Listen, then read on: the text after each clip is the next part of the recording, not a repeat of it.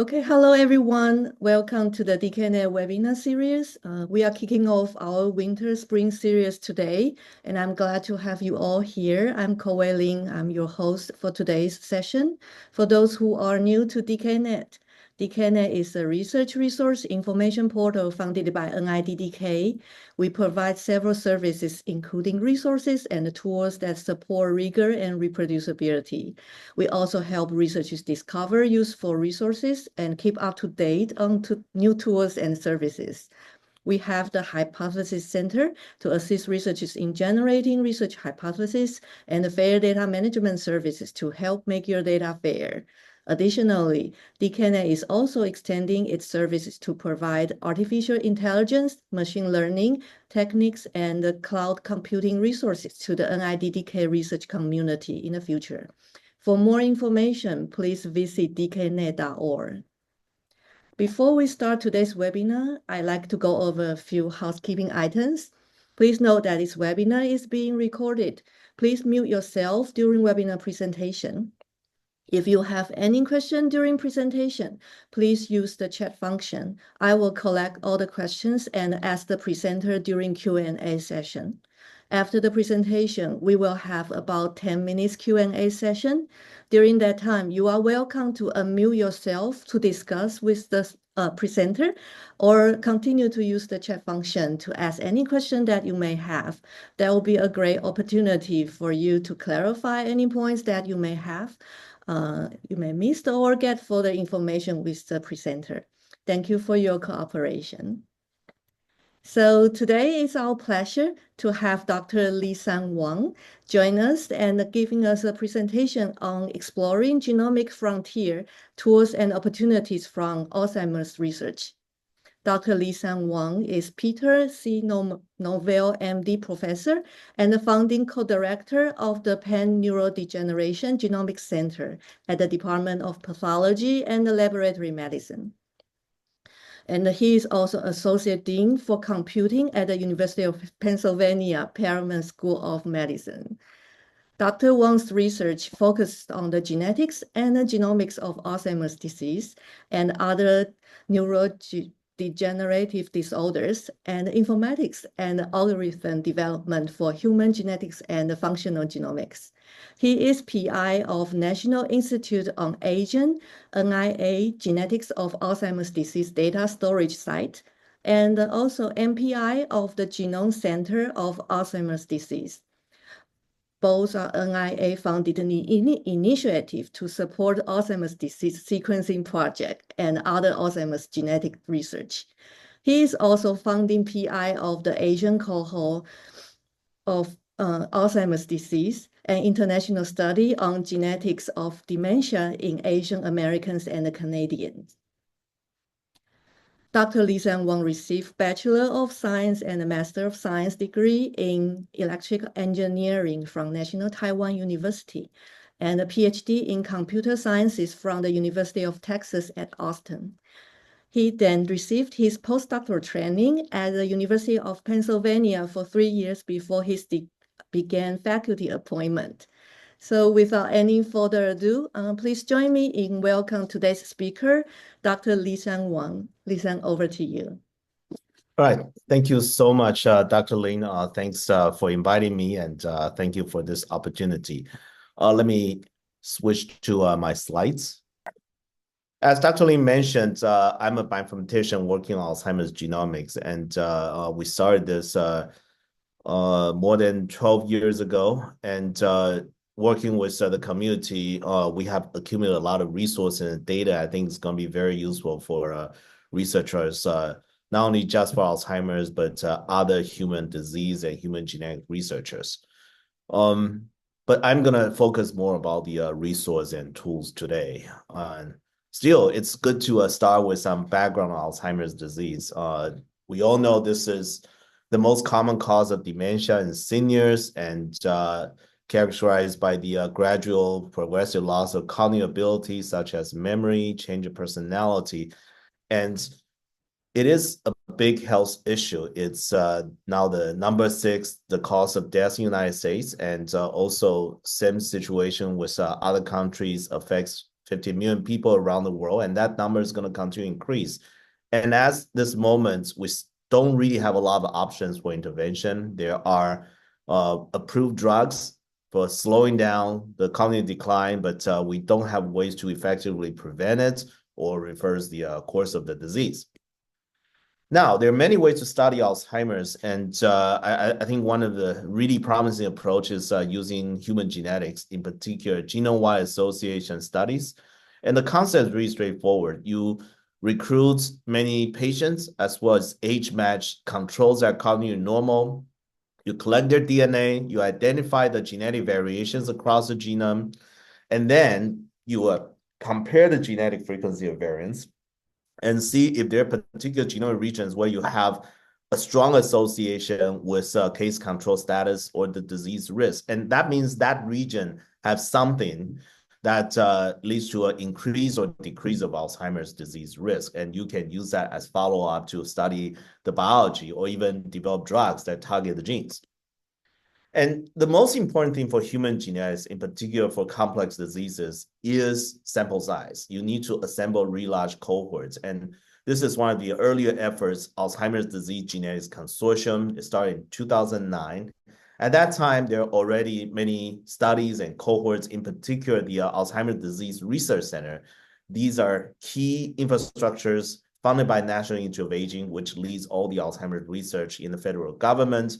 So they have been recruiting, maintaining cohorts. The phenotypes are available. The DNA are available at the coordinating center. So when ADGC started, we can quickly identify subjects that may match our recruitment criteria and genotype then.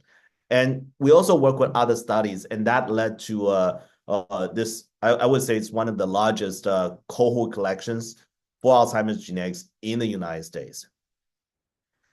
But that's still not enough because recruiting and retaining Alzheimer's is really challenging, and we need to work internationally. So this is one of the earlier, still ongoing earliest collaborations, International Genomics Alzheimer's Project, or IGAP. They're focused on European ancestry, and we have collaborations in Europe, Canada, and this is a older table, but it gives you an idea about the scope of the collaboration or what it takes to build enough samples for Alzheimer's genetics. So that led to a series of publications. I think there are still gold standards to Alzheimer's research to this day, starting with a paper in 2013 in Nature Genetics. There's one in 2019, and the latest one published 2022. There's another study that's being reviewed at this moment, but this one is the current gold standard with 75 loci that are genome-wide significant. So these are high confidence findings that are worthy of additional follow-ups because we know they're reproducible. And if you look at all these different loci and say integrate with functional data, that also can give you more insights. You want to look at what's the commonality between the genes, and that could lead you to pathways. And they tell you what are the pathways that are being perturbed that change the risk of Alzheimer's. And these are cases where we identify immune response really important, lipid metabolism, and that could lead to new ideas about prevention, diagnosis, and drug design.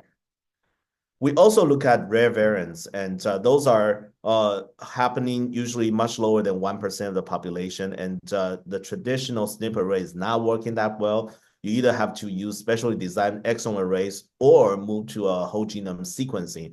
And this is one of the earlier papers that identified 2 new loci and confirmed a previous one called TREM2. And these genes are all related with innate immunity, and they are expressed in microglia. That's another finding to confirm the importance of immunity. We can also look at data from different populations with different ancestries, and sometimes you have variants with that only have that are variable in one population but not the others. So you need to look at the populations that have these genetic variants, and they will tell you they will lead to new genetic findings, or you combine all of that. In this case, LRC4C is a case that you don't see the variants in the Hispanic population, but do see it in non-Hispanic whites, Africans, and East Asian. Individually, the significance is not strong enough, but if you combine, you will have a genome-wide significance. So all these different kind of analysis, you can look at association with different phenotypes. You can look at different populations or combine them together. You can stratify them by say, APOE genotypes. And ADGC and other consortia have made hundreds of such studies. And these high confidence, highly significant loci, we built a portal to collect these data. It's called AD variant portal. And it shows the wide range of knowledge about Alzheimer's genetics. And they're across the genome. So this is one of examples where it shows that genetics can really lead to a different kind of hypothesis and new targets for investigation. So I think GWAS has been enormously successful. You produce highly reproducible, high confidence target that you know are causal. They precede the disease and modulate the risk. And so they are really good targets for follow-up studies. And where are we with that? We are very successful with that. We continue to see more loci, but we also need to start looking at rare variants that are hard to capture using a traditional step arrays. That's where the whole genome sequence come in. So that's the first thing I want to talk about in terms of genomics resource is Alzheimer's disease sequencing project. It is a major initiative by National Institute of Aging, and hundreds of researchers are contributing to this project. So it started in 2012 when the Congress, White House as well recognized the importance of studying Alzheimer's and develop a cure. And it's one of the strategic initiatives to increase the sample size, which is the most important thing for human genetic studies, and generate large genomic data resources for which to investigate. And it's been more than 10 years, and the program continued to evolve. And now we have different components, in particular, bringing in more clinical phenotypes, functional genomics, data generation, as well as using AI and machine learning. So we've been collaborating with studies in the United States as well as across the world, and we're engaging more than 80 different cohorts. That's the only way to have enough sample size because retaining Alzheimer's is really challenging. And the vision is we have I think a really exciting vision that genetics is going to lead to new biological insights as well as new therapeutic targets. And with that, we have different components: cohort expansion, phenotype harmonization that takes different kinds of data collected by different studies and try to harmonize them so they can be analyzed together.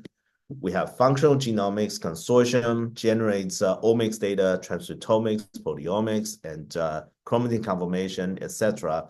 We have people who are AI machine learning experts that take deep dive into these data and develop accurate classifiers.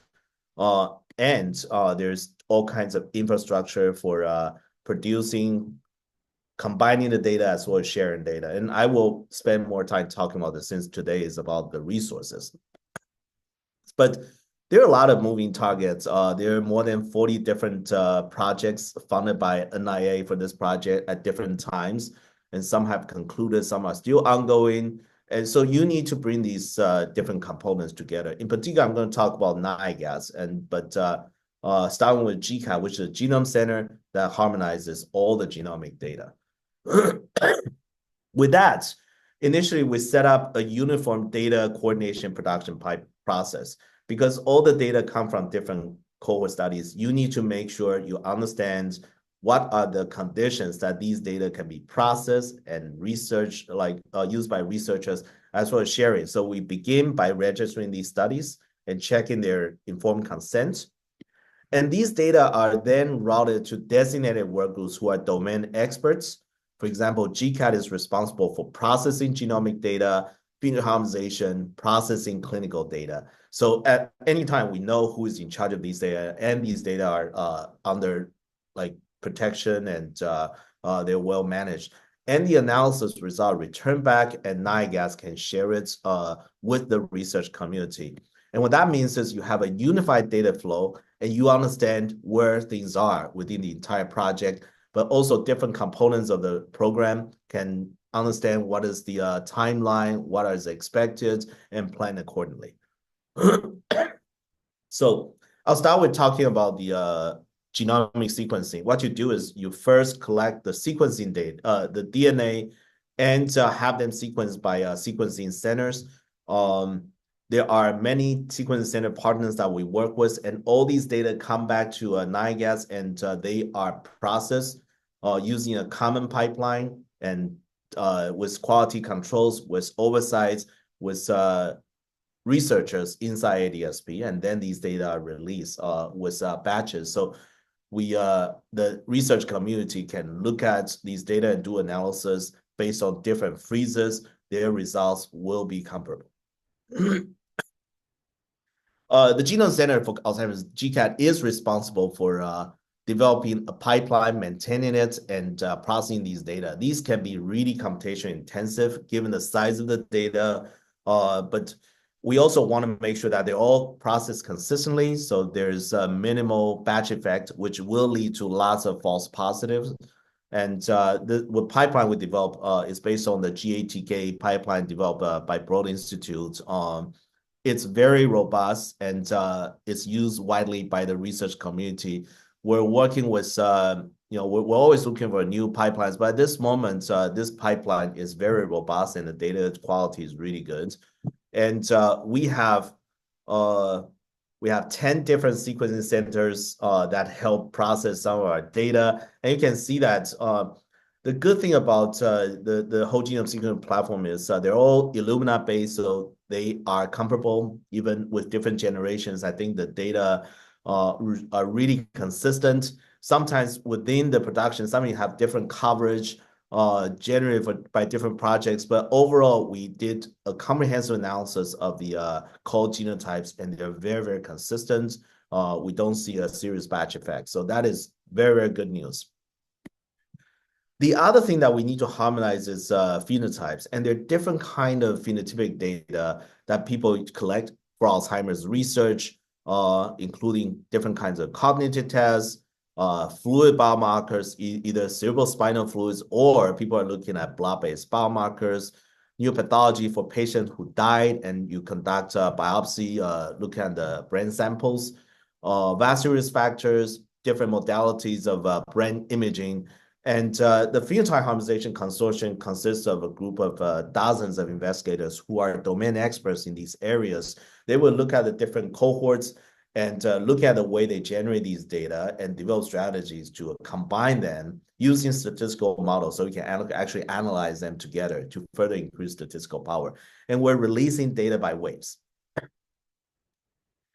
So combining, together with whole genome sequence data and the phenotypes, we continue to release to the public. The latest release was December last year, that these are cumulative releases. That means we combine the previous released genomes with the new genome and generate joint calls, so you can analyze all of these data across all the genomes. The previous release has increased to 58,000 genomes, and you have a breakdown by the ancestral background on the right.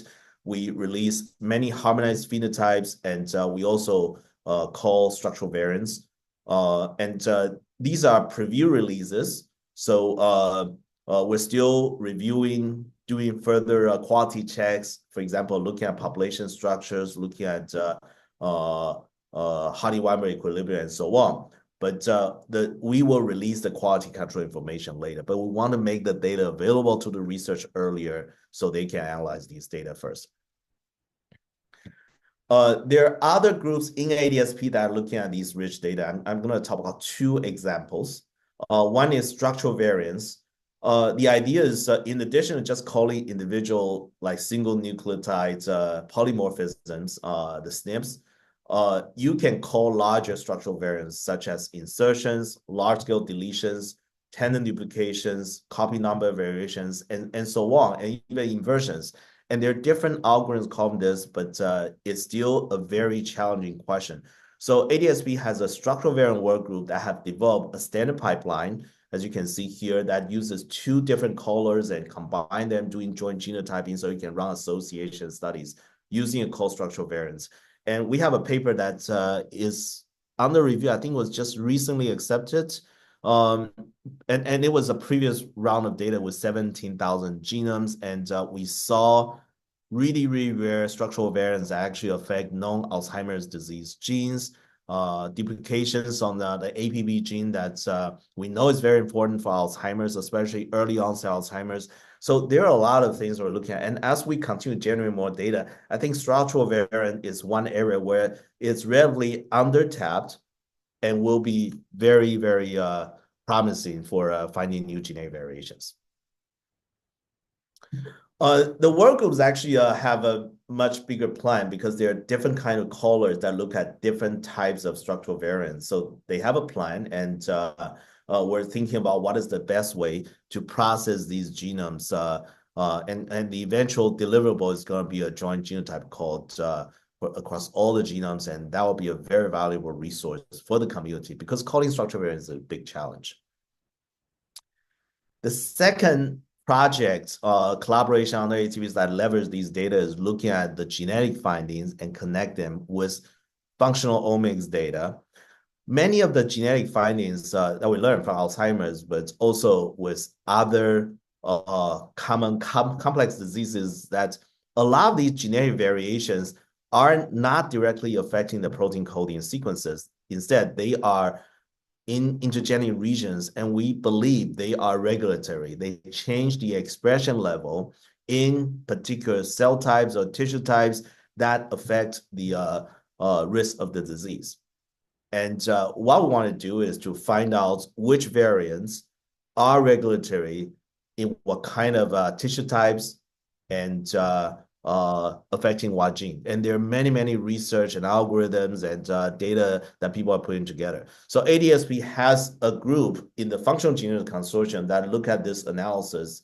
We call it the XQT, or X stands for, they're looking at transcriptomic association, they look at proteomic association. Of course, it takes a lot of work to put these data together.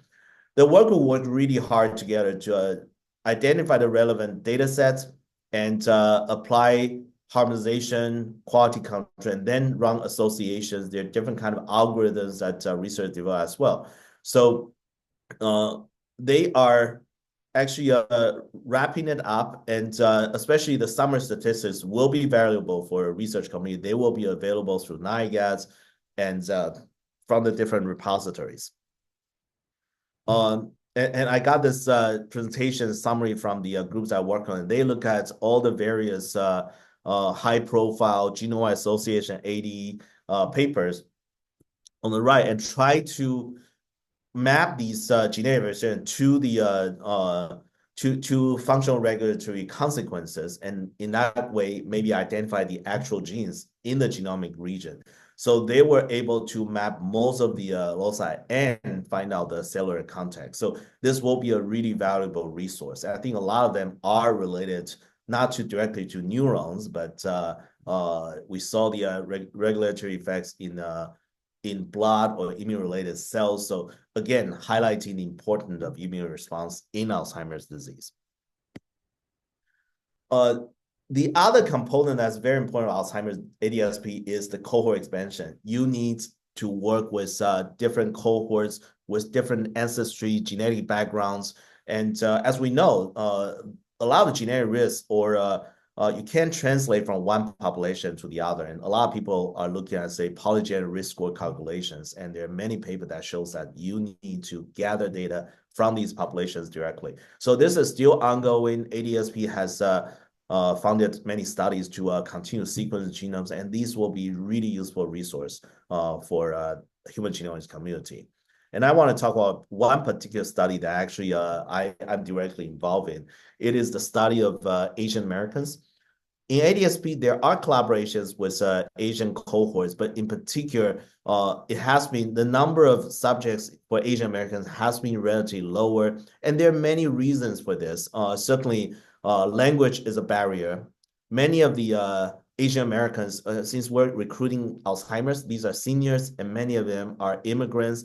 They might not be fluent in English, so you need to develop languages, data collection packets, the tests that are localized, appropriate for their cultural background, and you need to validate these studies so your diagnosis is high quality. But there are also importance about building your network, engaging the healthcare providers, and having referrals. So many people have been working on this, and we actually started talking about how to work together in 2018. It took a while to put together, but and also we're really grateful that NIH, in particular NIA, is willing to support this study.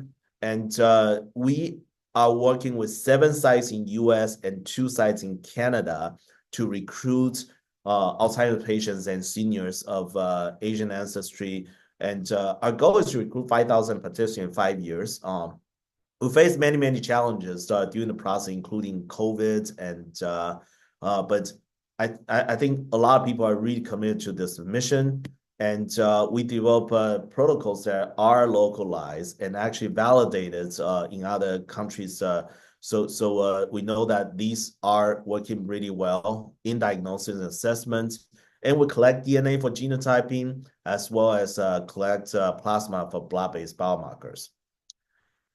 This is a quick overview of the data collection protocol by ACAT and their different exposures. We're looking at sleep. We're looking at social networks. We're looking at the physical activities.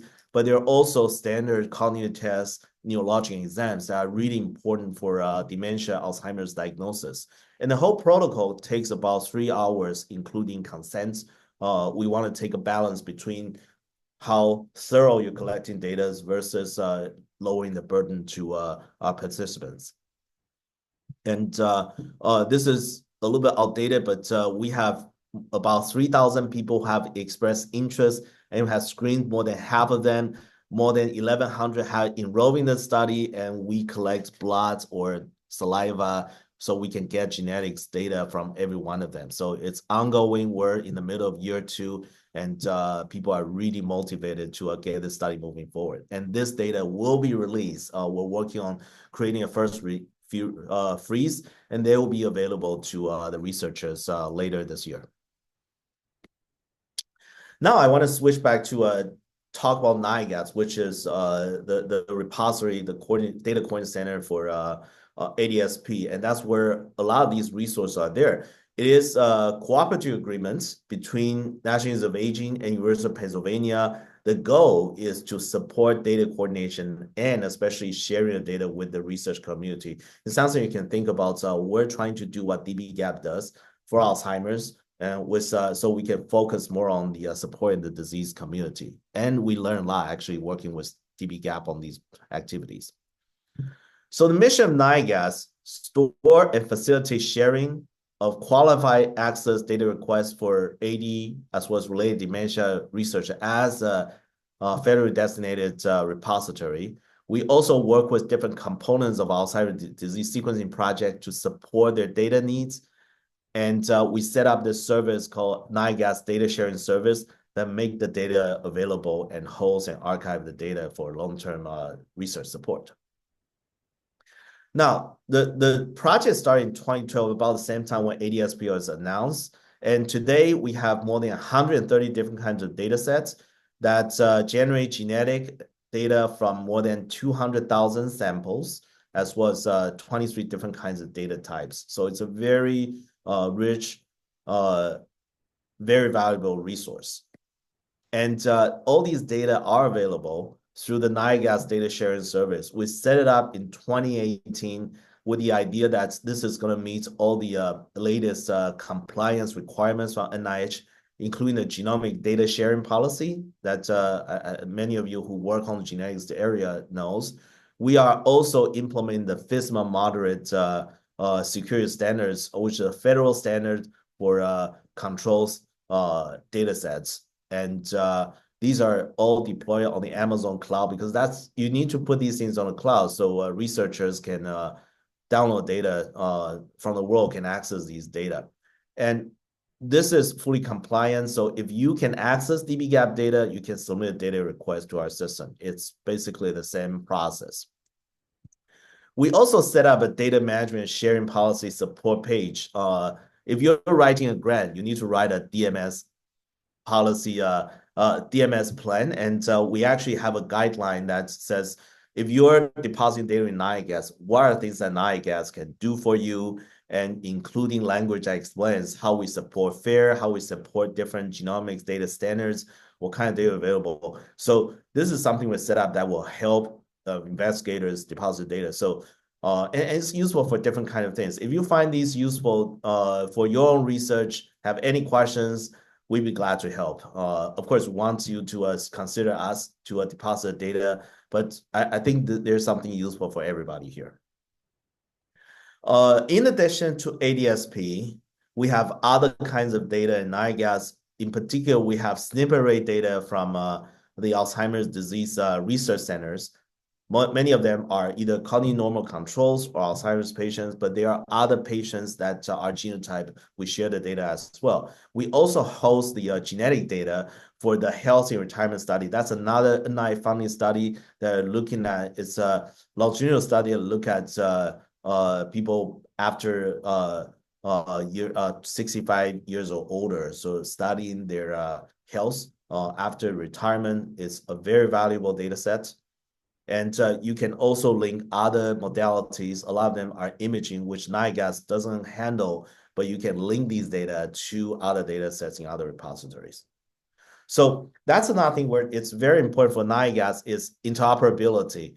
If we have these kind of omics data, in particular genomics and genetics, there are other repositories that provides even biospecimens, omics data, different kind of clinical phenotypes. And we work with them closely to make sure that if you get access to these data, you can link them directly. They use exactly the same ID, or you have ID mapping. The genomic data are processed consistently to the same genome builds, etc. And it's a lot of work, but we're working with these repositories very, very closely. And I think we do have a really, really robust ecosystem for supporting data access needs for our community. We support FAIR principles. That's a very important topic. So we did self-assessments, documents, all the different kind of initiatives that support the requirements. I'll mention a few of them. I think it's really important. In particular, the digital object identifiers. Now, all NIDDK data sets have a DOI associated. You usually see these DOI numbers if you see a paper nowadays.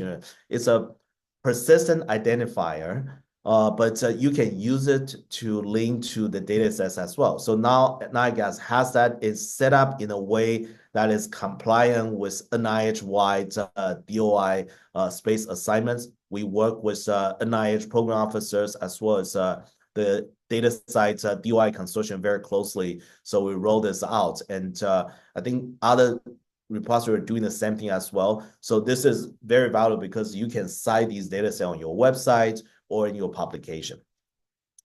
We also have different kind of outreach initiatives. We have office hours, we host booths, we have detailed documentation for all our data sets, and we have a blog and newsletters, and we even have video tutorials and workshops.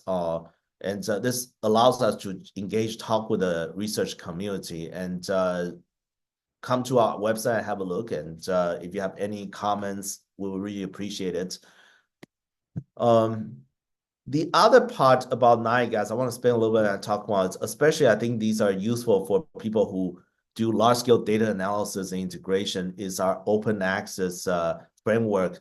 That these are data that you can download or analyze or query directly because they are not individual level genetic data, but they can be really big and complex. And we developed some platforms to support dissemination of these data.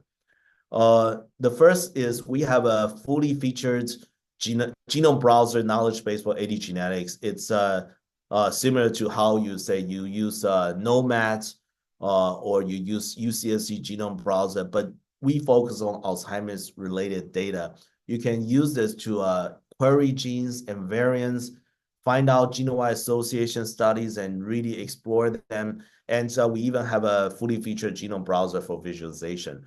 For example, you can go there and identify a particular GWAS summers study and look at variants. Say if you want to look at particular region, or you can list all the variants that are genome-wide significant. You can do that. And from that, you can go deep and look at individual variants, look at the functional impact, look at the allele frequency in different populations. And you can look at that region and see the p-value association in a local zoom plot, which is very, very useful for understanding the genetic association signals. And you can look at the genes that are associated, that are affected by these variants, and get different kind of reports, annotations, such as pathways, gene ontology, and so on. The other platform I think is really promising is called Filer. It's a different way to view genomic annotations. In particular, we collect the functional genomics annotations across different public sources. And the challenges, they are from different, say, dozens of different sources with different metadata schema, with different standards and the way of storing data. So we provide a repository that has all these different kinds of data harmonized and with a curated metadata, and even with a very fast querying interface that you can run genomic interval overlap. So the idea is, if you want to use this to generate very large matrix of features for, say, machine learning analysis, this is the way to go. You can just generate these data and do analysis. We develop a pipeline that actually try to standardize and harmonize these data. When you look at a lot of these different kind of functional annotations, ChIP-seq analysis, gene expression, and so on, sometimes there are different genomic builds. Sometimes they have different gene models or allele codings. So we have a pipeline that try to do all these standardization. And it's published, and the pipeline is actually available for you to use. But it means that the data in Filer is highly reproducible, and you can also extend it combined with your own data. The tool is actually used by different applications, and we like to see more people use it. And here's one example. We mentioned earlier about this fine mapping of genetic variants to identify the regulatory context. Here's one example. We have an algorithm that actually can look at individual loci, identify possible genetic like pathways or tissue type specificity in terms of which genes, which tissues a gene is highly expressed, and then look at genome-wide enrichment. In that way, it's like asking a question, what kind of tissue types are important for a disease from the genetic risk perspective? We apply in a coronary artery disease, and like we can see, it's pretty complicated, but it does show some consistent patterns, and we apply it to other kind of disease as well. And like we can do this really quickly, put together the workflow, and it's because Filer really allows you to integrate hundreds of thousands of functional annotations at once. So I think this is a very, very useful tool. If this is something you're interested, let's talk and see how I can help you integrate this to your workflow. With all these tools, we're developing an API framework that you can integrate in your workflow directly and just run queries. It's going to return data in standard JSON format, and you can run query directly without having to download all the data. Here's one example that you can look at on the left. If you do bioinformatics, this will look really familiar to you. It's a JSON format for genomic intervals. And the other thing that's valuable about this, you have all the metadata. So you can run query for all the different kind of functional omics data for a particular cell type or a particular assay. You can do these automatically. And we're working on this and developing other kind of tools for visualization, for querying, for so these are the different components that allow you to develop application. We're really excited about this, and we should have a beta release later this summer. These are especially useful if you're developing machine learning or AI applications. So I've talked about different kind of data sources, resources, and platforms, and I like to quickly summarize the data that's in ADSP and NIDDK. We have genetic and genomics data. We have phenotype and clinical covariates. At individual level, you can access them through the data sharing service. You submit a data access request, and it will be reviewed by the data access committee, program officers making the decisions. And for open access, it gives you different kind of genomic knowledge, including genome-wide GWAS summary statistics, functional omics data, all harmonized so we can integrate them directly. And to recap, I've talked about Alzheimer's disease sequencing projects, in particular, phenotype harmonization consortium, harmonizing phenotypic data. The XQTL project integrates functional omics data with GWAS to try to find out the regulatory context of genetic risk. I briefly talked about Asians cohort for Alzheimer's disease. I think it's a very unique study that will be very valuable for, not just Alzheimer's, but for other diseases as well. NIDDK, we have qualified access to provide individual level genomic data, as well as open access for looking at genomic annotations and knowledge. And we develop complete solutions that start from project coordination to data sharing, as well as knowledge discovery. I think these are really valuable resources. We'd like to see more communities take advantage. And I have a few slides just to share some of the thoughts. We presented this before at the Omics interoperability meeting. So when we think about what are the challenges for integrating different kind of genomic phenotypic data and functional omics data, there are many. You need to identify what data is available. You need to put them together. You need to have the right expertise and tools to manipulate these data. And then you need to make the findings available, as well as raising awareness and providing feedback to the community. So there are many, many barriers, and that's what we're trying to do. Some of the things I've talked about, developed by the NIDDK team, with inputs, guidance from our program officers and ADSP investors, try to address some of these barriers, but there's still a lot of work need to do. But that's one of the things that, the purpose of this webinar is to see how community can use some of the tools that NIDDK developed. So there's some, like, for example, some of the use cases. If someone wants to identify data for analysis, they can come to our website, go identify data sets that are relevant to them. We have pipelines for them to harmonize the data together with their own data for integrated analysis. And we have newsletters and outreach activities that can bring the community together and refer you to our experts who are familiar with these data sets. And of course, a lot of these data, compliance and privacy is really important. And we know what are the requirements because of our work with data sharing. And we can connect you with people who are experts in particular kinds of phenotypes. And that turned out to be really, really important because for every type, every modality of data, there are different ways that you need to explore these data. So that concludes my talk. I think there are many synergetic opportunities with the DDK community. And of course, we like to also see if there's any synergy with Alzheimer's as well. And here's my email address or NIDDK. We have a preprint that's we submitted for review at this moment. And again, this is the URL to a NIDDK website. And a lot of people contribute to these projects. And that concludes my presentation. And thank you so much for your time. Yeah, thank you, Listen, for the great presentation. So now is our Q&A session. Feel free to unmute yourself to join the discussion or continue to use the chat function. So there is one question in the chat from Dr. Swapanda. So GWAS data set are from different donors than that of functional data set, and this functional data set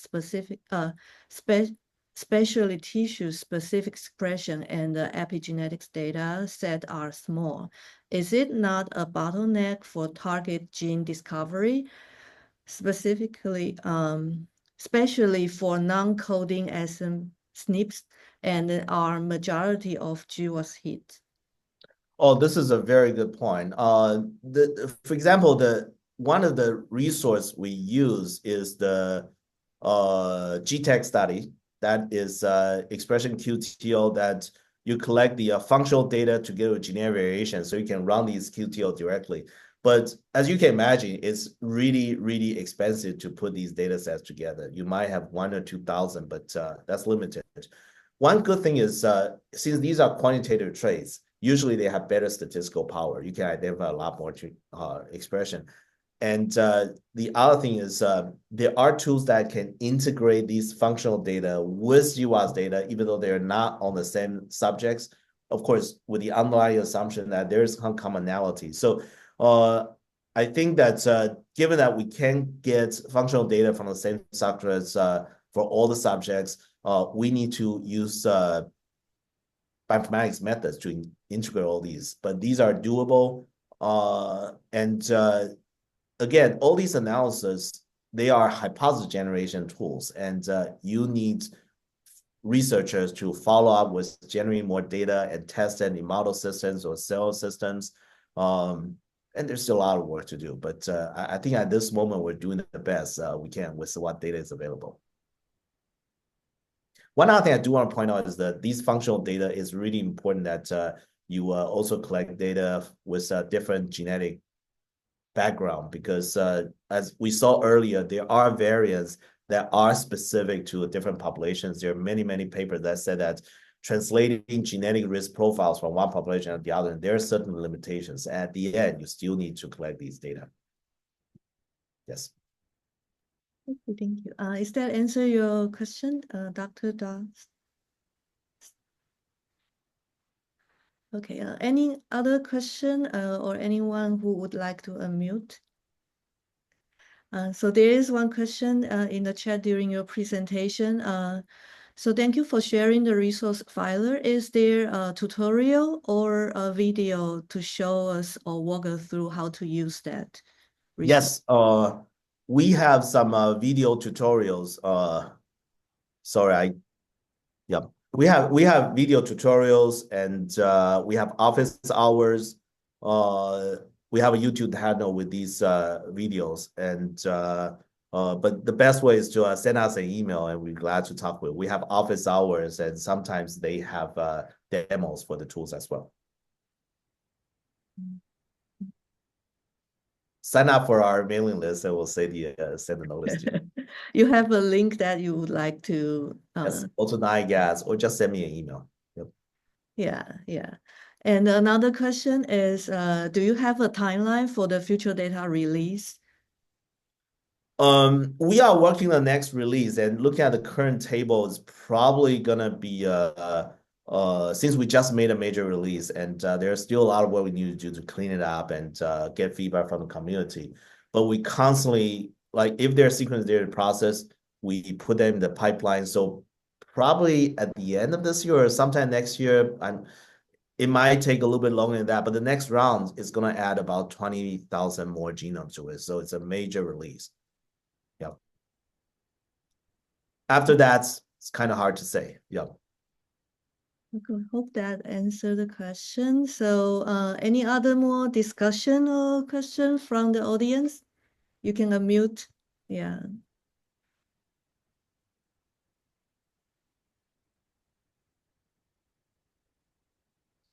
Okay, I don't see a question right now. Maybe they will send you email later. So for the sequence project resource, and then I saw in the frequent asked question, there is a fee for people who download the data. And then is that like you know how to estimate budget if they are trying to? Well, these are, yes, the files are on Amazon. And so they have standard fees about, like, the egress cost. And we provide, like, if you're just downloading genetic data, and if the file is small, we don't charge for that. Actually, we don't charge the fee. You pay to Amazon directly. We don't charge for any additional fees. But like currently, we have about 2 petabytes of raw data. If you want to analyze the actual sequencing reads for 58,000 genomes, it's like it's beyond our ability to make it free to everybody. So that's why we do it that way. But most of the time, people just want to look at the core genotypes, and we're still providing these data for free. And we absorb the cost, but I don't know how much it's going to last because the data size continue to grow very rapidly. And there's one question from the audience. So you mentioned that the data repository is a control access kind of repository, and then the audience was asked, is that open to international researchers as well, or has to be work in the United States? Well, we do things the way dbGaP handles things, and dbGaP makes data available to international researchers. And yes, we have internal researcher, but it has to be, it has to register at dbGaP and vetted by NIH. We rely on NIH to make sure that the identity of researchers as well as the institutions, and that's really important because the most important thing is for us is to make sure the data are like taken care of and protected by people who are committed to protect them. So. Okay. So is there any question or discussion from the audience? If no, and then just in case if you have more question, please send us an email. I will forward it to Dr. Wang, or you can send to him directly. And of course, there's one question at the beginning, asked if we are sharing the slide and the recording. And yes, we will be sharing next week through the YouTube and the slide share. So we encourage all of you to share this resource with all your training colleague or anybody who will be interested in this data. And then so I think thanks for Dr. Wang for the fantastic presentation today. And thanks for everybody joining today's webinar. The link of the recording and the slide will be posted at dkNET.org, so you can check next week for the link, or if you subscribe to our newsletter, you can also see the information.